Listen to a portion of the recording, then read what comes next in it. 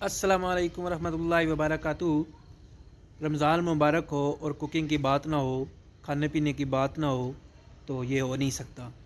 आज रमज़ान मुबारक का मेरे ख़्याल में 24वां रोज़ा है और मेरे हाथ की मटन कढ़ाई जो मेरे घर वालों की बहुत ज़्यादा फेवरेट है, उसकी रेसिपी मैं आपसे शेयर करने लगा हूँ। ख़ास तौर पे मर्द हज़रात मेरी वीडियो को सेव कर लें और वीडियो को लाइक और कमेंट ज़रूर कीजिएगा कि आपको ये रेसिपी पहले पता था, ये नहीं पता, या फिर अगर आपको पता भी है तो फिर एक बार इस रेसिपी से ज़रूर बनाएं और मटन कढ़ाई बनाकर अपनी बेगम को और अपने बच्चों को खिलाएं। इंशाल्लाह ताला आप घर के फेवरेट कुकिंग मास्टर हो जाएंगे। ठीक है, तो आज चलते हैं इंशाल्लाह ताला। पहले चलते हैं कस आपके पास, उसके बाद मटन लेते हैं, उसके बाद फिर जो है आपके सारी रेसिपी शेयर करता हूँ। दुआ में याद रखिएगा, वीडियो को लाइक करें, चैनल को सब्सक्राइब करें और कमेंट्स में ज़रूर बताइएगा कि आपको वीडियो कैसे। जी तो गाइस, सबसे पहले मैं कसाब की शॉप पे गया, उससे मैंने 1.5 किलो मटन अपनी मर्ज़ी का बनवा लिया। उसके बाद मैंने सारे मसाला जात जो मैंने मटर में डालने हैं वो मैंने अलग अपने एक बर्तन में डाल के रख लिए। टमाटर वगैरह और गोश्त वगैरह को मैंने वॉश करके तैयारी फुल कर ली। सबसे पहले आपने प्रेशर कुकर में मटन डाल लेना है। उसके बाद 1.5 स्पून आपने हल्दी डाल लेनी है। उसके बाद आपने आधा किलो टमाटर जो हैं 1.5 किलो गोश्त के अंदर इस तरह से रख देने हैं। उसके बाद लहसुन के 12 से 13 दाने आपने छिलके उतार कर इसके अंदर डाल देने हैं। उसके बाद आपने 1 गिलास पानी जो है वो मटन के अंदर डालना है। आपने अपना हिसाब देख लेना है कि आपका गोश्त कितनी मिकदार में है। जी तो नेक्स्ट अब आपका ये फ़िलहाल जो है आपने इसको जो है इसके नीचे आग जलानी है, इसको ढाँप के रख देना है और कुकर को अच्छी तरह से क्लोज़ कर देना है और नीचे से आपने आग जला देनी है।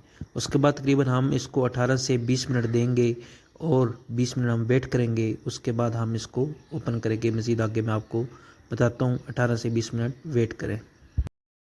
जी तो जब तक ये आपका टाइम पूरा होता है उससे पहले आप इस तरह करें, अदरक और सब्ज़ मर्चों को आपस में ग्राइंड कर लें।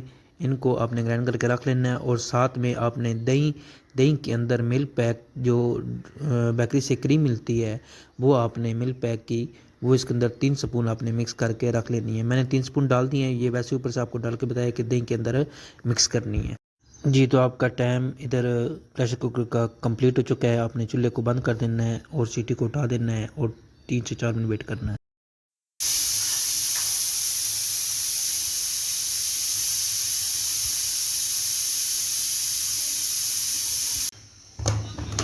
जी तो अब आपने प्रेशर कुकर को ओपन करना है।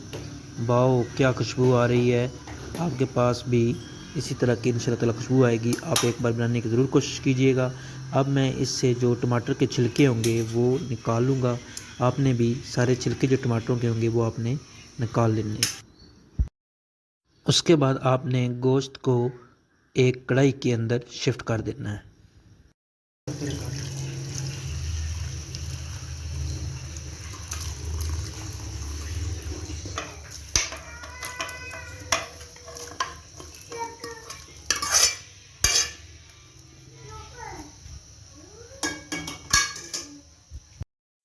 उसके बाद आपने तेज़ आंच पे इसको जो पानी है वो खुश्क करना है। आपने पहले अपना गोश्त चेक कर लेना है।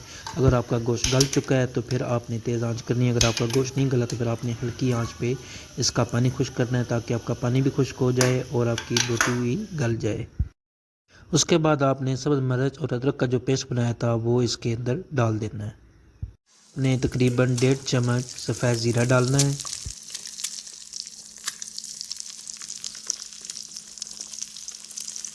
फिर आपने इसको मिक्स कर देना है। माशाल्लाह बहुत प्यारी खुशबू आ रही है, पूरे घर से आपके मटन की इस तरह खुशबू आएगी। अगर आप इस तरह रेसिपी के साथ बनाएंगे तो आपने मिक्स करना है और अच्छी तरह से चम्मच को हिला लेना है। इस तरह करते रहना है साथ, क्योंकि ये ना हो कि पानी खुश्क करने के चक्कर में गोश्त आपका नीचे से लग जाए।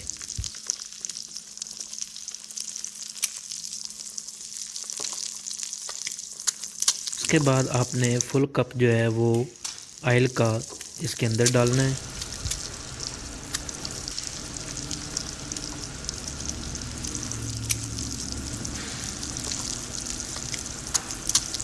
और साथ साथ चमचा जो है वो आपने ज़रूर इसके अंदर मिक्स करते रहना है गोश्त को आपस में, ताकि गोश्त आपका लगे नहीं। और अगर आप मेरी वीडियो देख रहे हैं तो लाइक भी चैनल को कर दें, वीडियो को लाइक कर दें, चैनल को सब्सक्राइब कर दें और नोटिफिकेशन को ऑन कर दें, ताकि मेरी हर वीडियो आप तक बआसानी के साथ पहुंचती रहे। अब मेरा तो रोज़ा है और मैं इधर अपनी बेटी को चेक करवाऊंगा कि वो चेक करे कि गोश्त गल चुका है या नहीं गल चुका, या क्या सीन है, मज़ीद किसी चीज़ की कोई कमी तो नहीं है। तो पानी हमारा खुश्क हो चुका है तकरीबन। फिर हमने दही और क्रीम का जो पेस्ट बनाया था वो हमने इसके अंदर मिक्स कर देना है और बर्तन जो है वो अच्छी तरह से इसके अंदर साफ़ कर लेना है और फिर चम्मच से इसको मिक्स कर देना है। जी, तो उसके बाद आपने तकरीबन 10 मिनट और देने हैं ताकि आपके दही का जो पानी है वो भी खुश्क हो जाए। लेकिन आपने देख लेना, अगर आप ग्रेवी वगैरह बनाना चाहते हैं या जितनी भी आप ग्रेवी रखना चाहते हैं उस हिसाब से आपने फिर इसको आंच देनी है। उस हिसाब से आपने पानी खुश्क करना है दही का, क्योंकि जितनी आप दही डालेंगे उस हिसाब से ही आपकी ग्रेवी बनेगी। मैंने तकरीबन आधा किलो दही डाल ली है। A few moments later. जी, तो गाइस इस वक्त मटन कढ़ाई ने पूरे घर में बहुत ज़्यादा धूम मचा दी है। कढ़ाई बिल्कुल तैयार है, एक अलग बर्तन में डालें, खुद भी खाएं और दोस्तों को भी खिलाएं, घर वालों को भी खिलाएं। मज़ीद इस तरह की वीडियो के लिए चैनल को सब्सक्राइब करें, वीडियो को लाइक करें, दुआओं में याद रखिएगा। बहुत शुक्रिया, थैंक यू, अल्लाह हाफिज़।